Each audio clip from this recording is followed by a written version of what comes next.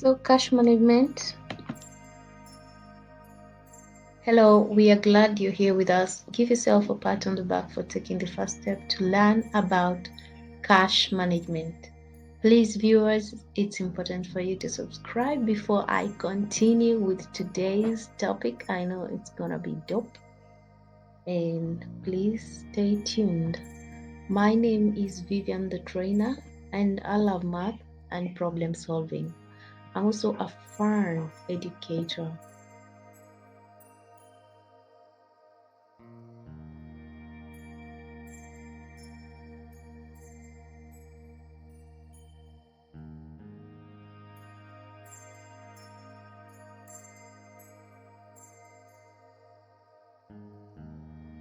So today's lesson is about cash and cash management, and we'll begin by defining what is cash. In economics, cash is money in physical form of currency, such as banknotes and coins. In bookkeeping and financial accounting, cash is current assets comprising currency or currency equivalents that can be accessed immediately or near immediately, as in the case of money market accounts. Let me walk you through a brief history of cash and where it all began.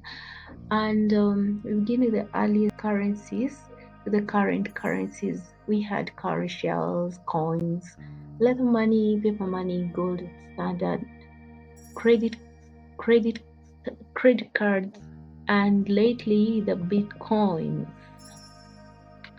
So, what is in store for you today? Let's find out.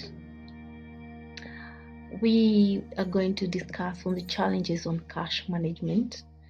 I am sure that a vast majority of us have had challenges in managing their cash, and so they end up at one point broke here. We end up being broke, and today we're going to learn how to, manage our cash. To discuss on 5 challenges on cash management at individual level, and we begin with number 1 is lack of planning.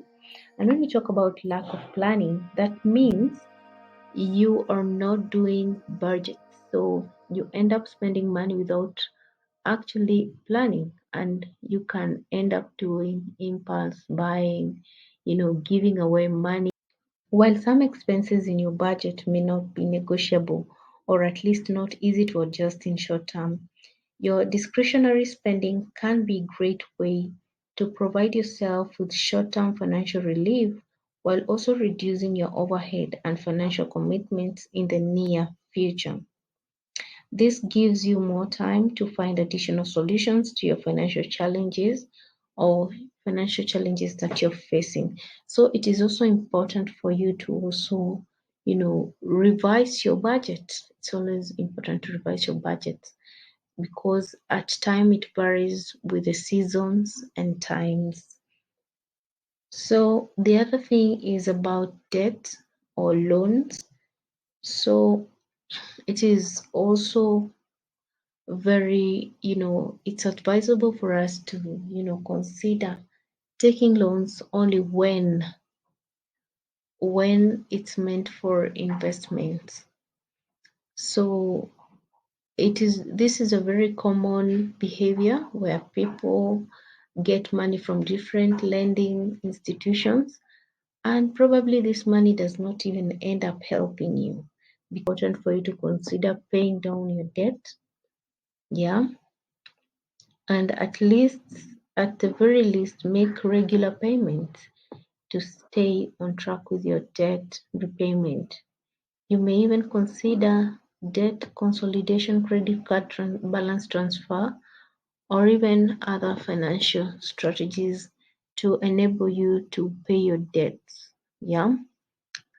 And please ensure that you only have one debt. Sometimes we end up, borrowing from one institution to another, which is also not very, very good. The other thing is you should always prioritize on your expenditure. It's good to pay your bills on time. It is good to highlight the most important bills to the list. For example, you have the utility bills, and probably you also have the entertainment bills. So you have to consider which comes first for you to be able to utilize your money well. So whenever possible, continue making those payments by due dates. If you're facing serious financial hardships, contact your creditors and service providers to see if they can offer any option for financial relief. Yeah. So the other thing is never mix your business and personal finances. And that's an obvious point because sometimes you may end up feeling as if you have so much money while it's actually not your money, it's the business money. And most businesses are run by loans. So when you mix that loan with your personal finances, then again it is not very advisable and the outcomes might be worse. Again, the other thing is not saving. So for example, if you have an emergency and you have no savings, then it will force you to borrow. So it is always important to prioritize on your emergency fund. And if you're facing any financial hardships or threat of unstable financial future, building your emergency fund is a great way to insulate yourself against ramifications of financial challenges. Cash reserves gives you a greater ability to cover big expenses or whether a loss of income or otherwise. In some cases, you might want to scale back on your investing and prioritize on your emergency fund or scale back on spending to improve your available cash. So therefore, it is important for you to save so that you avoid unnecessary borrowing. And with all that said, we say that every challenge has its solution. And like we said, first, consider coming up with budgets to enable you in proper planning. Again, only borrow if necessary and do this if the money is intended for investment, and that way you are sure you will be able to repay the loan without any problem. Again, you prioritize on your expenditure and ensure that you live within your means.